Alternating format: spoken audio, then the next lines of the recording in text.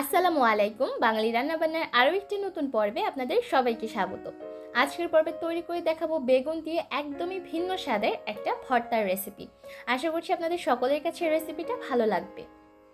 আজকের ভর্তা তৈরি করার জন্য আমি এখানে লম্বা সাইজের বেগুনগুলো নিয়ে নিয়েছি। চাইলে লম্বা বেগুনের পরিবর্তে গোল টাইপের বেগুনও ব্যবহার করতে পারবেন। এবার প্রথমে সামান্য একটু লবণ দিয়ে এই বেগুনগুলোকে মাখিয়ে রাখবো 20 মিনিটের মতো। 20 মিনিট পর চুলায় একটা প্যান বসিয়ে দিয়েছি আর এর মধ্যে সামান্য একটু তেল নিয়ে নিলাম। এবার প্রথমেই বেগুনগুলোকে ভেজে নিব। একটা একটা করে বেগুন আমি প্যানের মধ্যে দিয়ে দিচ্ছি আর অবশ্যই তেলটাকে গরম করে তারপর বেগুনগুলো প্যানের মধ্যে দিবেন। বেগুনের একটা সাইড যখন হয়ে যাবে তখন এই বেগুনগুলোকে উল্টে দিতে হবে। আর শুরু থেকে শেষ পর্যন্ত চুলার আঁচটা আমি মিডিয়াম লো হিটে রেখেছি। এর মধ্যে কিন্তু বেগুনগুলো ভাজা হয়ে গেছে আর ভেতর থেকেও একদম সিদ্ধ হয়ে গেছে। যেহেতু বেগুনের ভিতরে পুরের অংশটা খুবই কম পরিমাণে আছে, তাই এটা সেদ্ধ হতে কিন্তু খুব বেশি একটা সময় লাগবে না।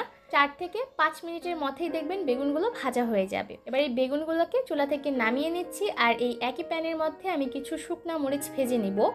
আর অবশ্যই নিজেদের প্রয়োজন অনুযায়ী এই মরিচটাকে ভেজে নেবেন। চুলার আঁচ আমি এই পর্যায়ে মিডিয়াম লো হিটে রেখেছি আর মিডিয়াম লো হিটে রেখে মরিচগুলোকে ভাজতে হবে। এতে করে মরিচগুলো দেখবেন ভাজার পর অনেকটা মুচমুচে হবে। এর মধ্যে মরিচগুলো ভাজা হয়ে গেছে। এবার মরিচগুলোকেও আমি চুলা থেকে নামিয়ে নিচ্ছি।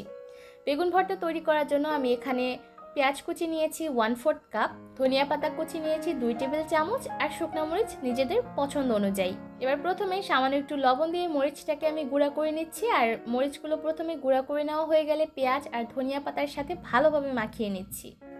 পেঁয়াজ, ধনিয়া পাতা আর শুকনো মরিচ খুব ভালোভাবে মথে নেওয়া হয়ে গেলে এবার এই বেগুন থেকে খোসাগুলোকে আলাদা করতে হবে।